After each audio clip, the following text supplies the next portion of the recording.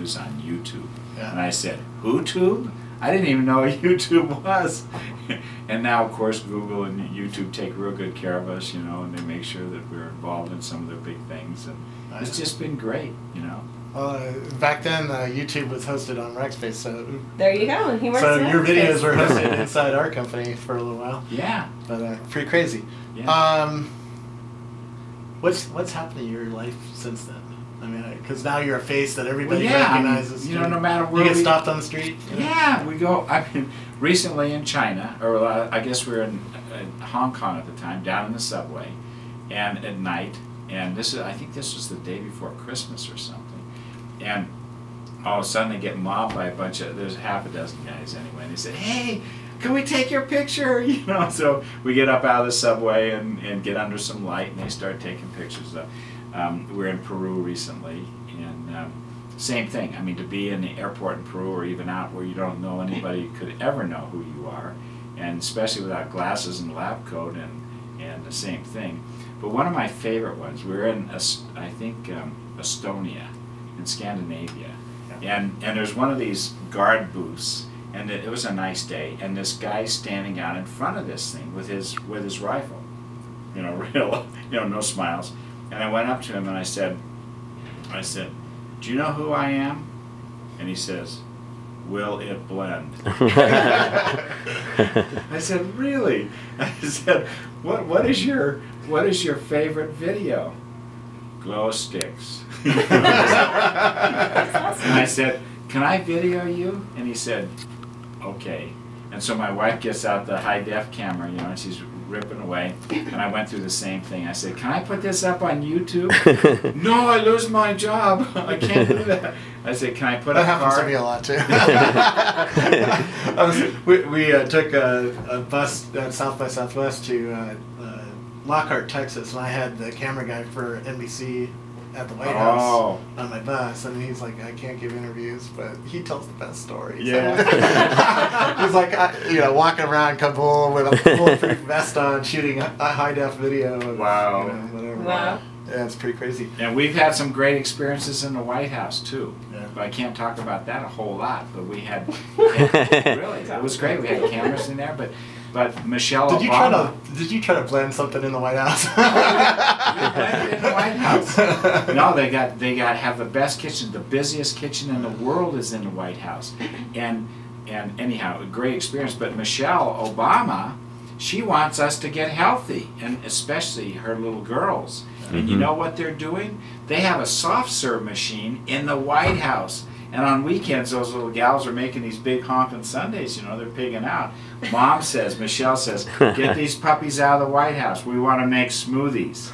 And so now the best blenders in the world are making smoothies in the White House. That's awesome. Cool. So it's a great experience. That's awesome. I'm not supposed to talk about it. Well, hey, do you mind if we go down to the World One set? Or do you, No, we can go down there. We've seen the set. I mean, we want to talk. It's up to Robert. I don't care. That's cool. What has it meant for your business? Our sales are up 1,000%. Our retail sales and online sales up 1,000%. Yeah, now everybody knows we have the best blender in the world. I mean, nothing can touch it. And you know, and it was so wonderful. Not that Will Blend had anything to do with it, but our competitor Vitamix 7 years ago stole our jar, and they had. Let me show you something. Hand me some jars. That one, hand me the old Vitamix jar. I'll tell you a fun story. And who are you, brother? I'm Tim Provost, Tom's assistant. He's my assistant. So, yeah, hand me those other jars, the ones that are nested right there. I'll tell you what happened. This is a good story. Now, once upon a time, first of all, 7 years ago, this is what Vitamix had. This is our competitor. They had this jar, and for 15 years they've been pushing this off not only on home people, but also they've been pushing it off on their commercial customers. I'm talking about, you know, restaurants all over and smoothie shops and scoop shops and so on. But this is what they had. You had to use a plunger. Well, I invented this jar, and we call this the Wild Side jar, and it is so cool. It was just unexpected results. And this jar does things that nothing else could ever do. And so what happened is we were taking all the very best accounts away from Vitamix, and they're going out. And so what happened is they copied my jar. They came out with this jar. You didn't patent it, did you? Yes, I did. I did. So now you're getting a licensing fee, right? Oh no! I went to Microsoft. You got to get invited to some of those lawyers, right? Because they figure out how to get a licensing fee out of nothing. No. So here's 2 patents. Yeah. Isn't that's this wonderful? There's 2 beautiful patents, 38 claims, and the USPTO has confirmed these 8 times in a row, because Vitamix keeps going back with Mickey Mouse kind of things and say, oh, this isn't original stuff. Well, anyhow, that's the jar. Notice any similarities? Yeah. Same pouring spout. It was fun when the judge did this. The judge called this the Rolls Royce of blending jars. Look at that. It's exactly the same. And they even nested each other. They copied my handle. They copied everything. Awesome. Isn't that? And the other thing... God bless America, right? Yeah. It makes it so you don't have to use that plunger. Of course, in our industry, China does it to us. So. And the Germans and the Russians, you know. Yeah, there you go. Well, see, and every other blender has little crisscross blades in it. Yeah. Well, 18 years ago, the first jar I made, which is... No, it's What's your background, by the way? Are you engineer. an I'm an engineer. What kind? Manufacturing. So that's why we have all these engineers. We have 25 engineers, and like no marketing. And that's why this whole No, she's marketing. She's social media. No, I mean then they had no marketing. Now it's wonderful because we have all this viral stuff. Where'd you graduate? The BYU. Awesome. 1971, January. Woohoo! Sorry. And so, anyhow, and I made the first single blade with little winglets on it, just like a jet airplane. That's 18 years ago. And that's in our original jar. Well, lo and behold, Vitamix put a single blade with winglets in their jar. So I have a feeling this is in the courts, right? Yes, it's out of the courts. Oh, it's out. What is so cool? Did you win the case? Yes, we won. Of course you won. What happened in June, federal court judge Campbell ruled literal infringement. And then there was a trial in June. And no, let's see. April she ruled. And then trial was in and June. the trial was in June. And there's 8 wonderful jurors and a wonderful judge. And they ruled willful infringement and validity of my patents. And then, lo and behold... So now you own another blender company. No,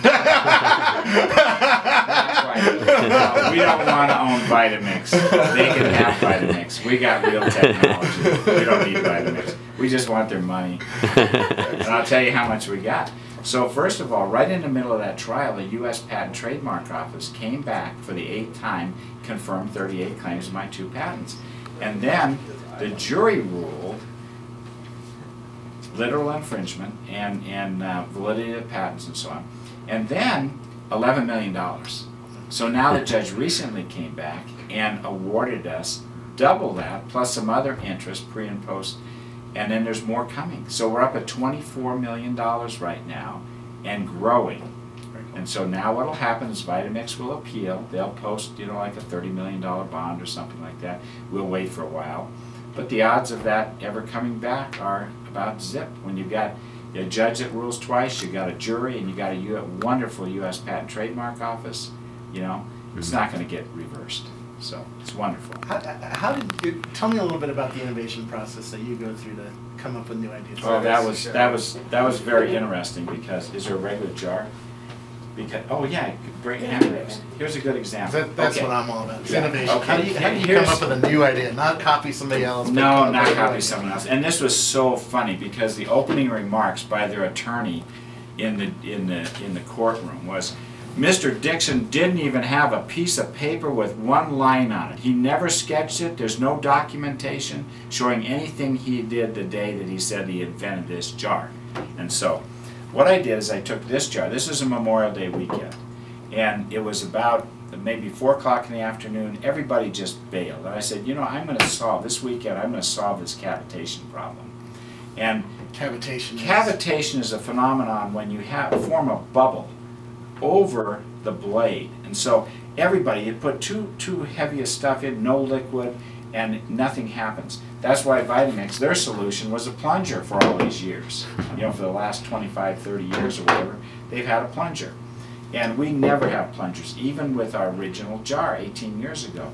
This will do most. You know, very rarely does it cavitate, but people are doing more and more solids. And so I said, like iPads. Yeah. Not quite that solid. Not that much fiber. Marbles. And so I thought, you know, I can solve this problem. So what I did is I went out in the machine shop and I cut one of these jars up a whole bunch. And what I did is I took, this is pieces from one of those jars. This is actually the exhibit from that. And so what happened is I glued it all together on a Friday and a Saturday, Friday night and Saturday, and it leaked like a sieve. But I kept plugging holes, and then on Monday I came in and I made that radical blade and plugged some more holes. That's a 4-inch blade. It's huge, still with winglets, and I've patented the winglets. And so, where did that come from?